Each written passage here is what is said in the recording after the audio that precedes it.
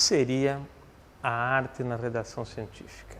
Que é importante. Essa arte na redação científica, ela vai justificar um ponto importante no estilo científico, né? No estilo de redação científica. A arte, vocês sabem, se preocupa com a estética. Esse é um ponto básico na arte, né? Eu sei que é uma poesia pela estética das palavras. Eu sei que é uma música e não um ruído pela estética dos sons. E assim sucessivamente. Eu sei que não é um borrão, mas é um quadro pela estética que se impinge. O conceito de estética, é lógico, ele muda ao longo do tempo, historicamente, né? Ele não é fixo, ele não é determinado, mas é a estética que se olha. A ciência olha outras coisas, mas existe uma arte na redação. Tá? Veja o seguinte. O indivíduo encontra uma escultura, né, desse tipo aqui. Puxa, que legal, bacana e tal. Gostei, só que tem um problema. Ela não vai aguentar, ela vai cair. Ela é frágil demais. Aí chega aquele cara que não é do ramo. Ele é fora do ramo, né? Ele não é do ramo.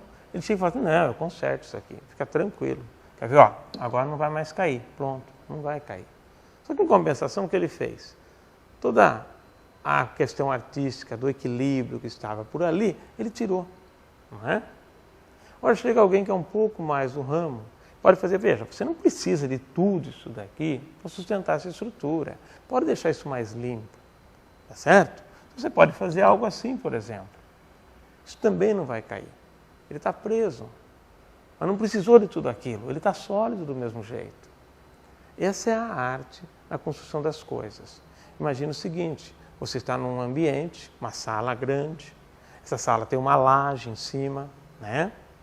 E você é que construiu essa área, essa sala, mas você não é da engenharia. Você não é ligado nada à engenharia, né? Você simplesmente faria o quê para construir essa sala? Muito provavelmente você iria colocar colunas para sustentar essa laje, porque você fica com medo de que a laje fosse cair. Imaginou eu, por exemplo, que não sou da área de engenharia, se eu fosse construir o MASP, eu ia pôr umas colunas lá embaixo do MASP para não cair aquele negócio. Então veja, quem não é do ramo coloca mais reforço do que o necessário. Quem é do ramo sabe exatamente o quanto precisa. Essa é a arte na redação científica. Tá? Então veja, isto é arte, isto não. Então vamos lá. A arte equivale a construir um prédio com as seguintes características. Primeiro, o prédio tem que ser vistoso. As pessoas têm que olhar para ele. Se não for vistoso, ninguém vai ver. Não vai adiantar, vai ficar mais um artigo escondido por aí. Ele tem que ser importante, porque senão não adianta fazer. Fazer um prédio que não é importante é besteira. Fazer um artigo, fazer uma pesquisa que não é importante, melhor não fazer. E a importância pode ser aplicada, tecnológica ou apenas acadêmica, não tem problema, mas tem que ter uma relevância. Ele tem que ser sólido, porque se esse prédio cair em qualquer evento, né, vai ser complicado. Então essa construção que você faz, esse artigo que você faz, ele tem que ser sólido, não pode ser derrubado. Só que para deixá-lo sólido, você não precisa colocar um monte de estacas. Aí entra a arte. Você tem que colocar só as estacas necessárias. Então ele tem que ser econômico. Embora sólido, econômico, com o menor número de sustentações possível, porém suficiente para torná-lo sólido. Essa é a arte na construção de um texto. Geralmente os nossos textos são barrados na ciência internacional, porque o grau de objetividade, de síntese que eles exigem é alto e nós estamos acostumados a colocar um monte de coisa.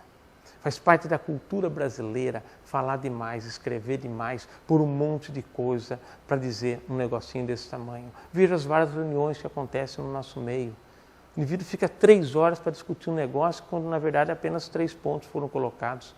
O ponto é esse, discute assim, acabou e pronto. Né? Prova, chega nas aulas, até antes da universidade ou depois da universidade, mas você escreveu pouco. Como escreveu pouco? A informação está lá ou não está?